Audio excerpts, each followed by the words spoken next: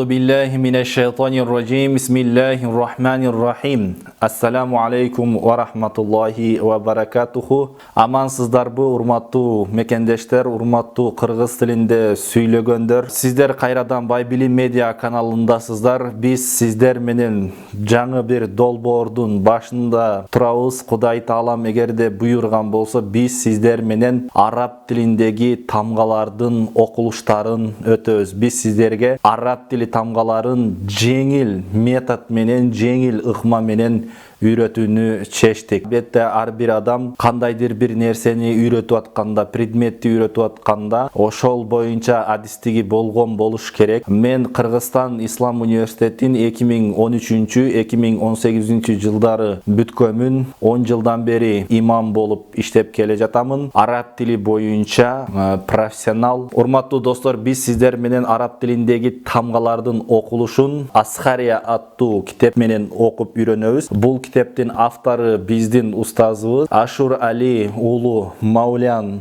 деген устаздын Асхария аттуу китеби боюнча окуп үйрөнөбүз. Негизи азыр эгерде сиздер араб тилин окуп атканда ушул китепти алып ачып биздин сабагыбызды окусаңыздар аябай жакшы болот, аябай түшүнүктүү болот урматтуу достор. 6 бетти ачабыз. Негизи жалпысынан араб тамгалары боюнча араб тилиндеги тамгалар жалпысынан саны 28 тамгадан турат. Анда 3 харакат бар. 3 харакат деп бул биз ал тамгаларды бирден этабы менен үйрөнүп кетебиз. Жалгыздан этабы менен берилет. Урматтуу достор, бул китептин өзгөчөлүгү, бул китепти мен тандаганымдын себеби бул китеп 28 тамганы дароо эле бир берип койбостон, бир заматта берип койбостон этабы менен, акырындык менен поэтапно, орусча айтканда поэтапно берген. Бир тамганы үйрөнгөнүңүздөн кийин андан кийин экинчи тамганы үйрөнгөнүңүздөн кийин үчүнчү тамга берилет. Ушинтип катары менен акырын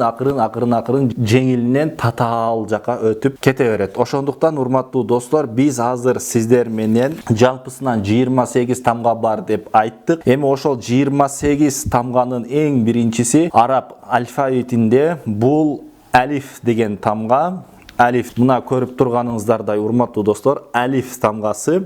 Бул аталышы алиф. Ал эми окулушу бул өзү окулбайт. Биз буну окуу үчүн кандайдыр бир харакат коюшубуз керек. Харакат деген огласовка, ушул үстүнө коюла турган белги, кичинекей сызыкча. Могу кичинекей сызыкчаны буну харакат деп коет. Харакат деген бул А, Ж, И, Ж, У болот. А, И, У. Эгерде ушул алиф дегенге, алифтин үстүнө, мындай кыйгачынан келген үстүнө ушул сызыкчаны кое турган болсо, анда ушул алиф деген деген тамганы билдирет. Болуп окулат. Тамактан чыгат. Биздин кыргыз тилиндеги тамгасы эмес, эмес. Кыска бул жактан чыгат. Болот. Ал эми ушул алифтин астына эле кыйгачынан келген кичинекей сызыкчаны койсок, астында боло турган болсо, анда бул И болот. И. Кыргызча окулушун деле барабардан кийин жазып койдум. И болот. Андан кийин ал эми үстүнө кое турган болсок, бул белгини урматтуу достор, жакшылап көңүл буруңуздар. Бул белгини үстүнө кое турган болсок, кичинекей тогуз сыяктуу У болот. Ошондо демек үстүнө коюлса болот экен.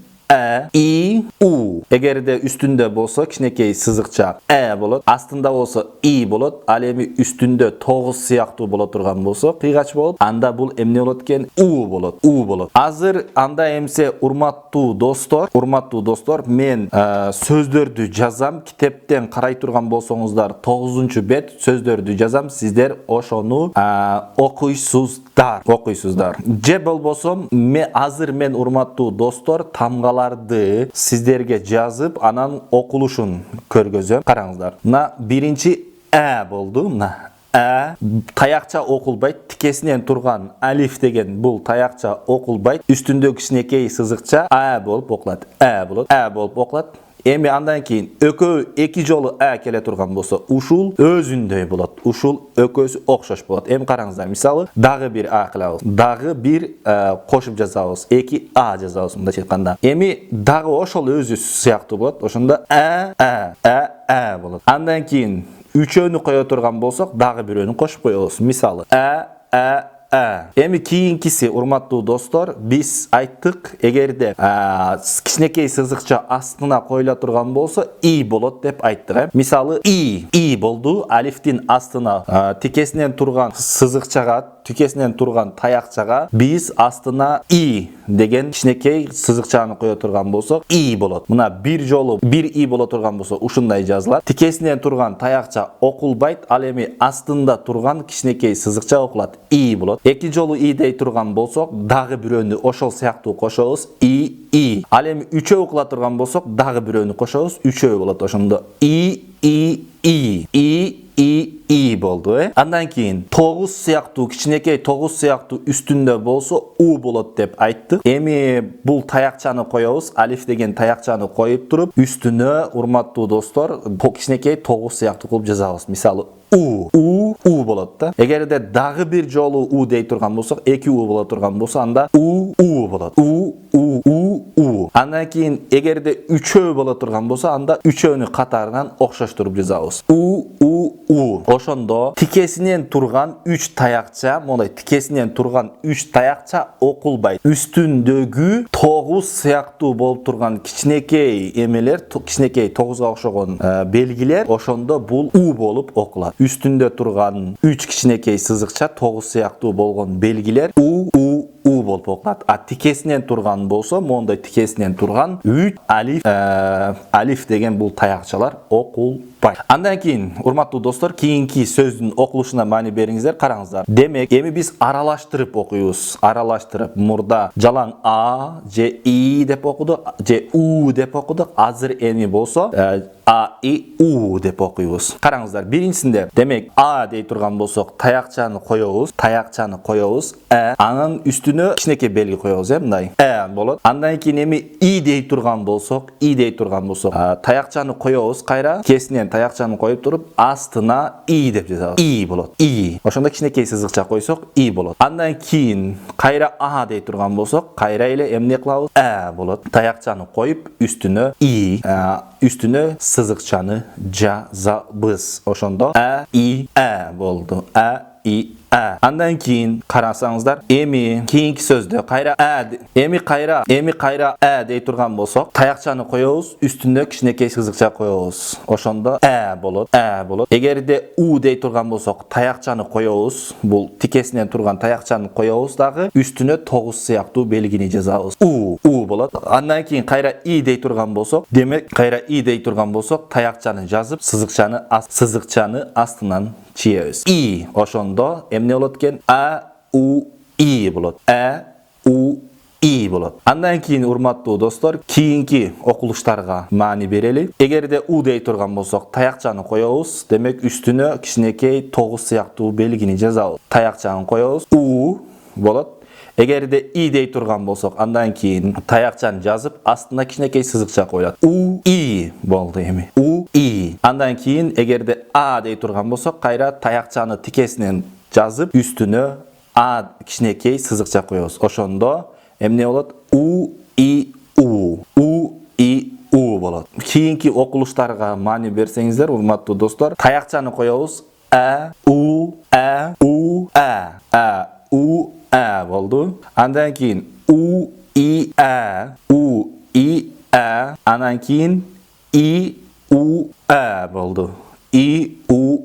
Болду. Урматтуу достор, азыр мен сиздерге эми сөздөрдү жазам. Сиздер ошолордун кыргызча окулуштарын, арабча тамгалардын кыргызча окулуштарын жазасыздар. Кыргызча эле жазасыздар. Бул а болуп окулат, бул и болуп окулат, бул у болуп окулат деп комментарийге жазсаңыздар болот. Же эгерде сиздерде китеп болсо, китептин өзүнө жазсаңыздар болот. Караңыздар. Бул биринчи сөз кандай окулат? Экинчиси, үчүнчүсү, андан кийин ушул доскада турган сөздөрдү сиздер окулуштарын кыргызчасын жазасыздар. Кыргызча тамгалар менен. Эми андан кийин, урматтуу достор, биздин кийинки, урматтуу достор, хамза бул тамгага кирбейт, бул болгону белги болуп саналат. Караңыздар, демек баягында эле эми кошо чогуу жазылат. Хамза кекиртектен жырылып чыгуучу тыбышты билдирет. берет. Хамза бул кекиртектен жырылып чыгуучу тыбышты билдирет. Мисалы, бул жанагындай эле жазылат. Болгону кошумча белги.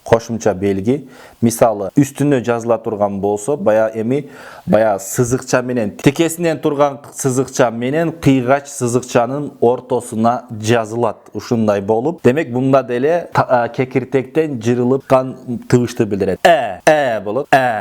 Болот. Эми андан кийин астына жазылганда дагы тикесинен турган таякча менен кыйгач сызыкчанын ортосуна коюлат. И болот. Ортосуна кете берет. И болот. Ал эми у болгондо мында дагы баягы кичинекей тогуз сыяктуу белгинин ортосуна жана тикесинен турган таякчанын ортосуна жазылат, достор. Ошондо у болот. У. И. У болот. Бул деле жанагындай болуп окула берет, урматтуу достор. Мына эгерде боло турган болсо, мындай үстүнө жазылат. И болот. Анан у болот. Бул деле баягы биринчи айтылгандагыдай окулат. Андан кийин, урматтуу достор, эми караңыздар, мооларды, бул сөздөрдү кантип окуйбуз? Мисал үчүн биринчисинде таякчанын үстүндө турат, демек кыйгач сызыкча таякчанын үстүндө турат, анын үстүндө хамза турат, экөөнүн ортосунда. Демек бул болуп окулат. Таякчанын астында турат, эми таякчанын астында, тикесинен турган таякчанын астында кыйгач сызыкча турат, демек бул и болуп окулат. И болуп окулат. Андан кийин тогуз сыяктуу белги келди, демек мында у болуп окулат. И у. Андан кийин экинчи сөздө урматтуу достор, у и болуп окулат. У и болуп окулат. Андан кийин үчүнчү сөздө и болуп окулат бул сөздө. Урматтуу достор, сиздер болсо мына калган сөздөрдүн окулуштарын видеону паузага коюп, сөзсүз кыргызчаларын жазып чыгыңыздар. Кыргызча окулуштарын. Мисал, биринчи тамгасы кандай болуп окулат, экинчиси кандай болот, үчүнчүсү кандай болот. Ушуларды сөзсүз арабчасын жазып, андан кийин жанына кыргызчасын жазыңыздар. Биз өйдөдө көргөзгөндөй кылып. Сиздер менен мен Аладдин Исламидинов болдум, урматтуу достор. Кудай буйрса, иншалла кийинки сабагыбыздан дагы көрүшөбүз деген үмүттөмүн. Кудай таалам ошого мүмкүнчүлүк берген болсун. Кийинки сабактарыбыздан жолугушканга чейин сак саламатта туруңуздар. Сөзсүз бул пайдалуу видеону досторуңуздар, туугандарыңыздар менен бөлүшө кетиңиздер. Алар дагы араб тилин үйрөнүп, Кур'ан окууну үйрөнүшсүн. Кудай таалам бардыгыбызга эки дүйнө бактылуулугун берсин. Ассаламу алейкум ва рахматуллахи ва баракатуху.